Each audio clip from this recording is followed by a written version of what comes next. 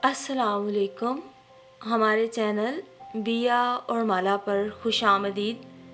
اگر آپ ہمارے اس چینل پر پہلی دفعہ آئے ہیں یا آپ نے ابھی تک سبسکرائب نہیں کیا تو بیا اور مالا کو سبسکرائب کرنا نہ بھولیے. سارے کرو کو گویا سانپ سونگ گیا. لوگ ایک دوسرے کی طرف ایسے دیکھنے لگے جیسے ان کے علاوہ باقی سب بھوت ہوں. پھر کسی کو خیال آیا کہ دینا میم کو بھی ہوش میں لانا ہے، لیکن کوئی افراتفری نہ ہوئی. سب ایسے انداز میں کام کرنے لگے جیسے اسٹیج کے پیچھے کا یہ سین بھی ڈرامے کا حصہ ہو، اور جیسے اس سین کی ریہرسل بھی بہت بار ہو چکی تھی. سب کچھ آنکھوں کے سامنے ہونے کے باوجود یہ معاملہ کوئی نہ سمجھ سکا کہ آخر اسے 2 لائنیں ہی تو بولنا تھی. پھر اس کے لفظوں نے گہرے بادلوں کی سی صورت کیوں اختیار کر لی، اور یہ گہرے بادل دینا میم پر گرج گئے. اور وہ 2 لائنیں کس قدر سادہ سی بھی تو تھیں. پہلی لائن تھی، مجھے آپ سے کوئی گفٹ نہیں چاہیے ممی. میں نے ہمیشہ اپنی زندگی میں آپ کی غیر حاضری کو محسوس کیا ہے. اور ممی، جس کا کردار روحی نبھا رہی تھی، روحی 50 کے پیٹے کی ایک منجھی ہوئی اداکارہ، اس عمر میں بھی بالوں میں لہریں ڈالتی تھی. اور مجال ہے جو آج تک کسی نے اسے بنا لپسٹک کے دیکھا ہو. لائٹ پنک لپسٹک مدتوں سے اس کے ہونٹوں کا پہناوا تھی، لگاتی بھی اس نزاکت سے کہ کالے بھدے عمر کو ظاہر کرتے ہونٹ بالکل چھپ جاتے. ڈرامے میں روحی بیک وقت ماں، ورکنگ لیڈی اور ایک NGO کی مالکہ کا کردار نبھا رہی تھی. بیٹے کی اس شکایت پر اسے ایک طویل صبر آزما لیکچر دینا تھا. اس لیکچر کی ریہرسل دینا میم نے بہت بار کروائی تھی. آخر وہ خود بھی ایک ورکنگ ویمن، ماں اور NGO کی اونر تھی، اور دوسری ورکنگ ویمن کا درد محسوس کرتے ہوئے انہیں اس لیکچر میں ساری شکایتوں کا ازالہ کرنا اور کروانا تھا.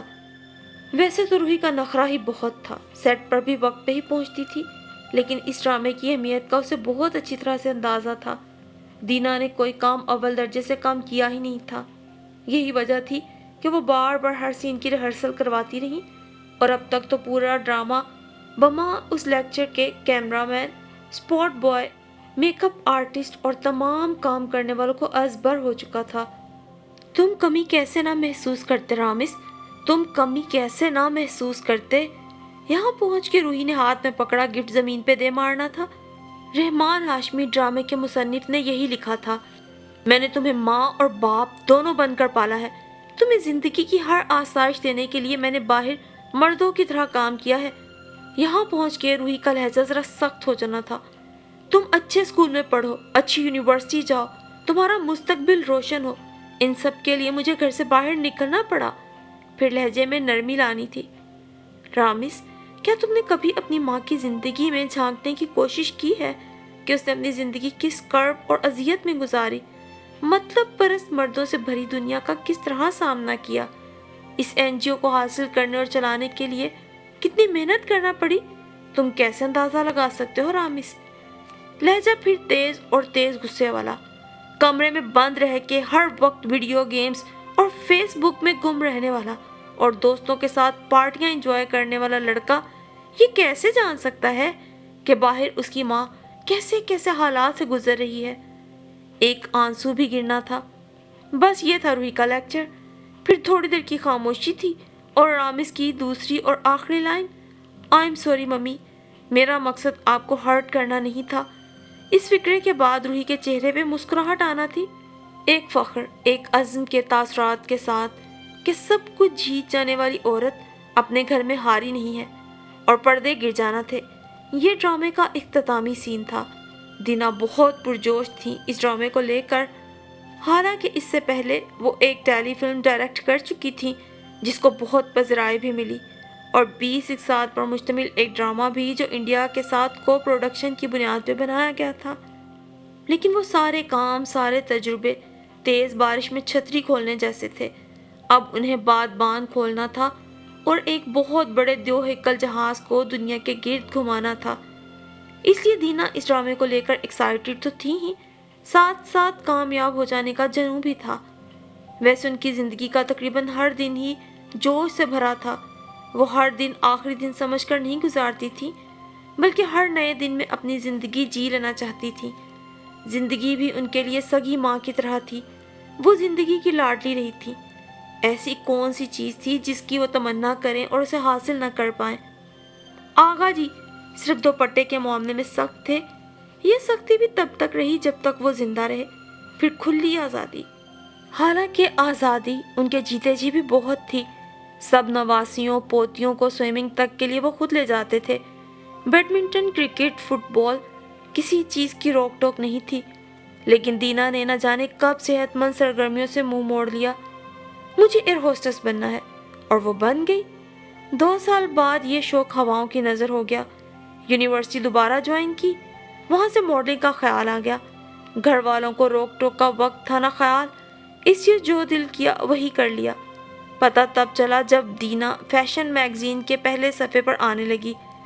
تم نے ماڈلنگ کب سٹارٹ کی؟ ممی نے حیرت سے پوچھا۔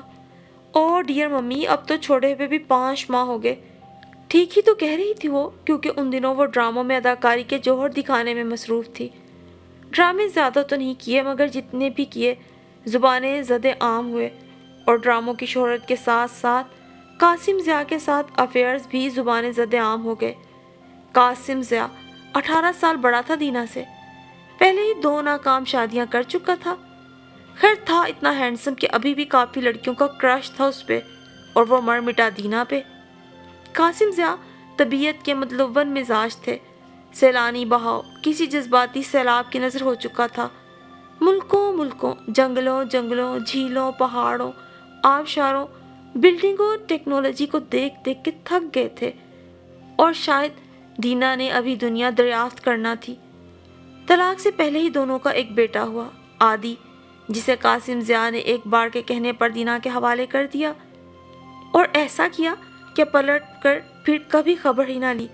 اس بار قاسم نے اپنی ہم مزاج ہم عمر سے شادی کی، اور یہ شادی کامیاب رہی۔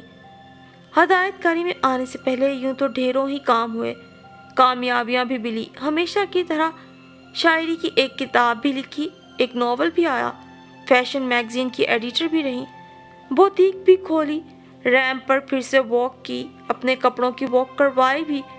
لیکن ڈائریکشن میں آنے سے انہیں ایسا لگا جیسے یہی وہ اصل تھا جس کے لیے وہ دراصل بنی تھی۔ حالانکہ ایسے بہت سے اصل کو تھوڑے عرصے بعد ہی وہ ہمیشہ نقل قرار دیتی تھی، لیکن اس ڈرامے نے تو ان کو اصل میں ہی تھکا دیا۔ ایک ایک چیز کو لے کر اپنے سر میں درد کرواتی رہیں۔ رحمان صاحب، اتنا گوڑا نام رکھ دیا آپ نے ڈرامے کا، حروف ساز، یعنی حرف بنانے والا۔ تو آپ کیا چاہ رہی تھیں؟ رحمان صاحب اپنی بلا وجہ کی مسکراہٹ کو مزید بڑھا کر بولے۔ یہی کوئی جنم جنم کی میلی چادر جیسا نام۔ ارے چھوڑیے بھی دینا جی، چادریں تو صدیوں سے میلی ہو رہی ہیں، اب ان کا میل یا صفائی کون دیکھنے آئے گا؟ آپ مجھ پہ اعتماد کیجئے، آپ تو خود ماشاءاللہ سے ایک اعلیٰ پائے کا ناول لکھ چکی ہیں۔ رحمان صاحب، لیڈ رول تو ایسا لگ رہا ہے جیسے آپ نے مجھے ہی دیکھ کے لکھا ہے، اور یہ لکھا بھی آپ ہی کے لیے ہے۔ نہیں رحمان صاحب، مجھ سے تو نہیں ہوگی اب ایکٹنگ، میرے ذہن میں تو روحی ہے۔ ویسے بھی میں جب اسے دیکھتی ہوں اس کی زندگی میں اپنی پرچھائی نظر آتی ہے۔ اس نے بھی زندگی بڑی مشکل میں گزاری ہے میری طرح۔ دینا خلاؤں میں گھورنے لگی۔ تھام دیجیے ہمارا ہاتھ، سب راستے سہل کر دیں گے۔ ازلی بلا وجہ کی مسکراہٹ پھول جھڑی بن گئی۔ مرجھائے ہوئے پھولوں کو کیوں ہاتھ میں لیتے ہیں؟ ہماری ایک پھونک تازگی بخش دے گی آپ کو۔ سنا نہیں آپ نے کہ مصنفوں کا تخیل ہی نہیں، وہ خود بھی جادوگر ہوتے ہیں؟ رحمان ہاشمی نے کہا تو دینا دیر تک ہنستی رہی۔ چھوڑیے، بتائیے مکمل سکرپٹ کب دیں گے؟ سکرپٹ سیٹ پہ بیٹھ کر لکھا جائے گا۔ کیا مطلب؟ دینا چیخی۔ کرداروں کو سچویشن بتا دی جائے گی، پھر جو وہ بولتے جائیں گے وہی میں نوٹ کر کر کے نوک پلک سنوارتا جاؤں گا۔ یہ کیا ہے بھائی؟ دینا جھنجھلائی۔ یورپ میں تو ایسا عام ہوتا ہے، جب آپ تھیٹر سے اپنا نام جوڑ کر اسے اتنا اعلیٰ معیار دے رہی ہیں تو پھر یہ طریقہ اپنانے میں حرج ہی کیا ہے؟ آپ بھی صنف سے انجان تو نہیں؟ اسی لیے تو ڈرامے کا نام حروف ساز رکھا ہے، کردار اپنا آپ خود بولیں گے۔ وہ تو ٹھیک ہے، پر کیا آپ بڑے اداکار مان جائیں گے ایسی ریہرسل کے لیے جس میں ڈائلاگز تک نہیں، اور صورتحال کے مطابق انہیں اپنی رائے کا اظہار کرنا ہے؟ وہی سکرپٹ ہے۔ آپ کا نام اور میرا نام ون لائنر خلاصہ دیکھ کر تو ضرور مان جائیں گے۔ اور واقعی ایسا ہی ہوا۔ روحی کے سارے نخرے تو ڈرامے کے ٹائٹل پہ ہی ختم ہو گئے۔ پھر اس نے ریہرسل میں اپنی اداکاری کے وہ جوہر دکھائے کہ رحمان ہاشمی کو اپنے طے شدہ ڈائلاگ بہتے پانی میں تحلیل ہوتے ہوئے محسوس ہوئے۔ 2 ماہ بیک سٹیج کے ورک میں لگ گئے، پھر 1 ماہ ریہرسل میں۔ خدا خدا کر کے اسکرپٹ مکمل ہوا اور پہلے شو کی تاریخ فائنل ہوئی۔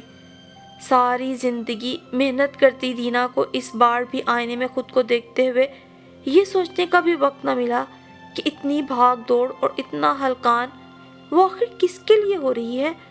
اور آج عادی نے جیسے ان کے سارے سوالوں کے جواب دے دیے تھے، حالانکہ عادی ان کا بیٹا، اسے صرف 2 لائنیں ہی تو بولنے کو کہا گیا تھا۔ پھر نہ جانے کیوں وہ کڑکڑاتی بجلی کی طرح قہر برساتا چلا گیا۔ عادی بھی کسی حد تک اپنے باپ پر گیا تھا، کام گو، خاموش لیکن گہری، اداس اور بولنے والی آنکھوں والا، گلابی ہونٹ۔ اور دینا کو مردوں کے گلابی ہونٹ سخت ناپسند تھے، براؤن شیو۔ خیر دینا نے کبھی اس کے اندر کوسے قزح بھرنے کی کوشش بھی نہیں کی۔ کب وقت تھا بھلا ان کے پاس ایسی چیزوں کا؟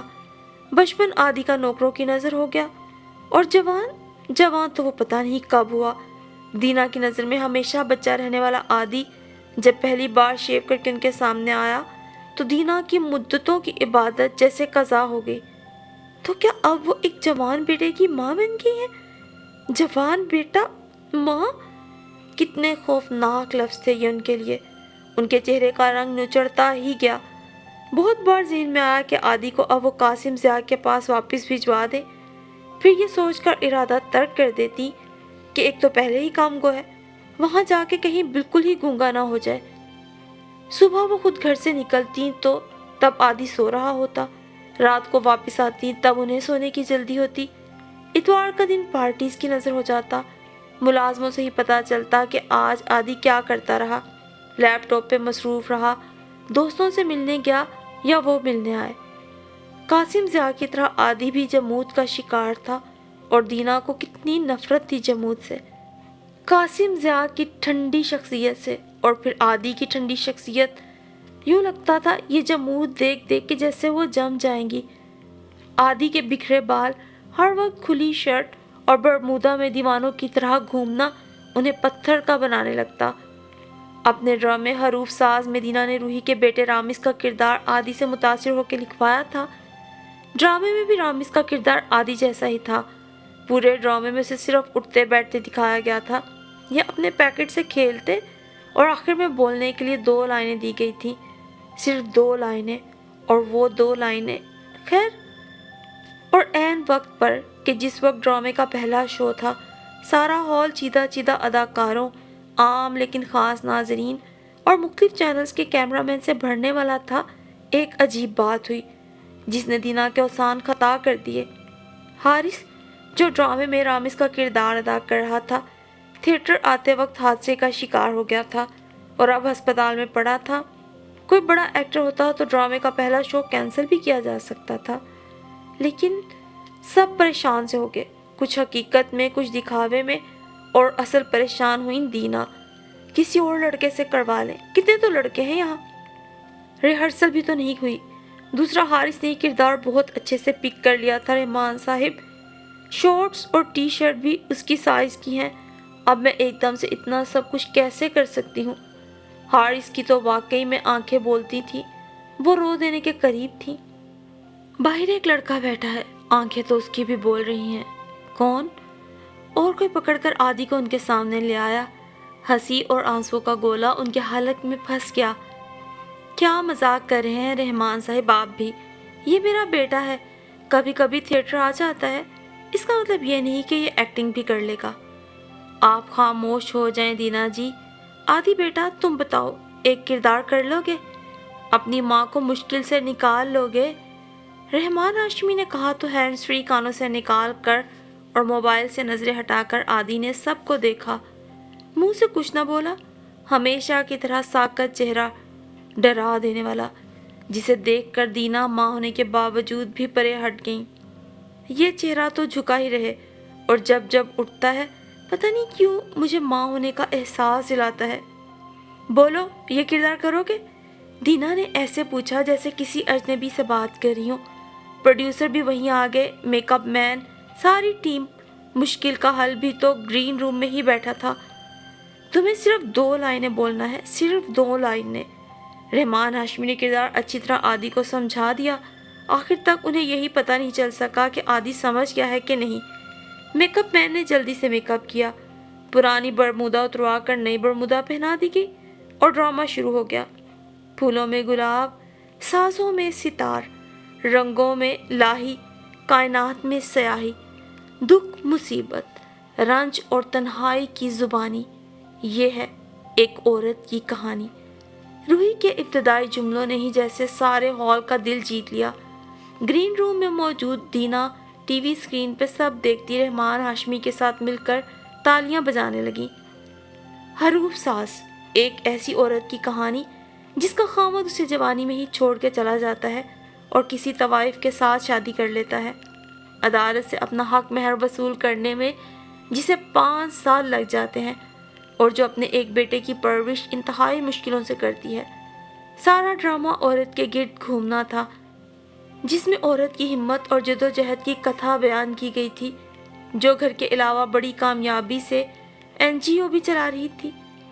ڈرامے کا اختتام اس سین پہ تھا جس میں روحی تھکی ہاری گھر واپس آتی ہے اور اپنے بیٹے رامس کو اس کی 2 ہفتے پہلے گزر چکی سالگرہ کا تحفہ دیتی ہے۔ بیٹے کے آئم سوری کہنے کے بعد روحی کے جلالی تاثرات تھے اور پھر پردہ گر جانا تھا، لیکن کون جانتا تھا کہ اٹھے پردے کبھی گر نہ سکیں گے۔ مجھے آپ سے کوئی گفٹ نہیں چاہیے ممی، میں نے ہمیشہ اپنی زندگی میں آپ کی غیر حاضری کو محسوس کیا ہے، آدھی نے جھکی آنکھوں کے ساتھ فکرہ بولا، اور گرین روم میں بیٹھی دینا حیران سی رہ گئی۔ ٹھیک تو ٹیلنٹ ان کے گھر میں بھی تھا، وہ ہی نہ جان سکی۔ پھر روحی کے ڈائلاگ شروع ہوئے۔ تم کمی کیسے نہ محسوس کرتے رامس، تم کمی کیسے نہ محسوس کرتے۔ روحی نے بھی ریہرسل سے بڑھ کے اداکاری کی تھی اور ہاتھ میں پکڑا گفٹ فرش پہ دے مارا تھا۔ میں نے تمہیں ماں اور باپ دونوں بن کر پالا ہے، تمہیں زندگی کی ہر آسائش دینے کے لیے میں نے باہر مردوں کی طرح کام کیا ہے۔ روحی کا لہجہ سخت ہوتا چلا گیا۔ تم اچھے اسکول میں پڑھو، اچھی یونیورسٹی جاؤ، تمہارا مستقبل روشن ہو، ان سب کے لیے مجھے گھر سے باہر رہنا پڑا ہے۔ روحی نے اپنا سر تھام لیا۔ رامس، کیا تم نے کبھی اپنی ماں کی زندگی میں جھانکنے کی کوشش کی ہے کہ اس نے اپنی زندگی کس کرب اور کس اذیت میں گزاری ہے، مطلب پرست مردوں سے بھری دنیا کا کس طرح سامنا کیا ہے، اس NGO کو حاصل کرنے اور چلانے کے لیے کتنی محنت کرنی پڑی ہے، تم کیسے اندازہ لگا سکتے ہو رامس؟ یہاں روحی اس غصے کی حالت میں نظر آئی تھی جو پورے ڈرامے میں اس کے چہرے پہ ظاہر نہیں ہوا تھا۔ کمرے میں بند رہ کر ہر وقت ویڈیو گیمز اور فیس بک میں گم رہنے والا لڑکا اور دوستوں کے ساتھ پارٹیز انجوائے کرنے والا لڑکا میرا دکھ کیسے جان سکتا ہے؟ بھلا وہ کیسے سمجھ سکتا ہے کہ باہر اس کی ماں کن حالات سے گزر رہی ہے؟ اور روحی کی آنکھوں سے آنسو بہہ نکلے۔ چند لمحوں کا وقفہ آیا، جتنا طے تھا، لیکن طے شدہ وقفے کے بعد بھی خاموشی ہی رہی۔ آدھی کچھ نہ بولا۔ روحی پہلے تو اس کی طرف دیکھتی رہی، پھر بھویں اچکا کر اسے ایک اشارہ کیا۔ اندر رحمان ہاشمی کی سٹی گم ہو گئی۔ تو کیا آدھی 2 لائنیں بھی ٹھیک سے یاد نہ کر سکا؟ آدھی ایک ٹک روحی کو دیکھے گیا، پھر اس نے چہرے کا رخ موڑ کر بھرے پورے ہال کو دیکھا، اور نہ جانے کیا ہوا کہ ہر وقت دیوانوں کی طرح گھومنے والا آدھی بانس کی طرح تن کے کھڑا ہو گیا۔ روحی اس سب کے لیے تیار نہیں تھی، وہ سہم کے رہ گئی۔ کس محنت کی بات کر رہی ہیں آپ ممی؟ آدھی بولا، لیکن کہاں سے؟ یہ فکرہ تو اسکرپٹ میں تھا ہی نہیں۔ لہجے میں طنز تھا یا نخوت، روحی سمجھ نہ سکی۔ اس کے رونگٹے کھڑے ہو گئے۔ دینا نے اپنا سر پکڑ لیا۔ سارا ڈرامہ اچھا بھلا آؤٹ کلاس گیا تھا، اب آخر میں آدھی کی یادداشت کو نہ جانے کیا ہو گیا تھا۔ یہ محنت آپ کی خود ساختہ تھی ممی، نرم گرم مگر تنبیہی لہجہ۔ آپ اپنی سرشت، اپنی فطرت کو محنت کا نام کیسے دے سکتی ہیں؟ بس کر دے ممی، اپنی تنہائی کا تمغہ اپنی ذات پہ سجانا۔ اگر عورت واقعی میں کچھ تیاگ سکتی ہے تو وہ اس کی ذات ہوتی ہے، جس کے انعام میں اس کا گھر بنتا ہے، میرے جیسے نفسیاتی روبوٹ نہیں جو صرف اپنی چارجنگ ویسٹ کرتے ہیں۔ اس کا لہجہ بھیگ گیا۔ روحی نے حیرت سے آدھی کو دیکھا تھا और अंदर दीना सांस लेना भूल गई थी। जो औरत घर नहीं बसाती ना, वो पूरी दुनिया बसाती है। वो दुनिया जो तमाशा गाह है। आप इस दुनिया के मेले में करतब करती रहे, मॉडल का, एक्टर का, राइटर का, खूबसूरती का। एक शो माँ का भी हो जाता। दुनिया को आपने अपनी सल्तनत समझ के इस पर राज करना चाहा, तो फिर मुझे क्यों गुलामी की सजा दी? आदि की आंखें भी भीग गई। जवान बेटा, आंसू, किस कदर खौफनाक अल्फाज थे ये दोनों। रूही खामोश रही। वो क्या जवाब देती?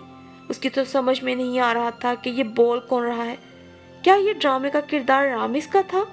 घर में मौजूद उसका अपना 18 साला बेटा अहमद, दीना का बेटा आदि, या अस्पताल में पड़ा हारिस, या ये हर एक बेटे के डायलॉग्स थे? और उसे ये भी समझ ना आया कि वो जवाब में क्या कहे। ड्रामे की मम्मी बन जाए, रूही बन जाए, दीना बने या माँ बन जाए, हर माँ जैसी होती है। आप मुझे बताएंगी कि आपने मेरे लिए क्या किया, क्या क्या कुर्बानियाँ दी? मैं आपको हकीकत बताता हूँ मम्मी कि आपने वो कुर्बानियाँ किसके लिए दी। आपने वो कुर्बानियाँ ना खुद अपने लिए दी। आपको जंजीरों में नहीं बंधना था। आपको शराकत से चिढ़ थी।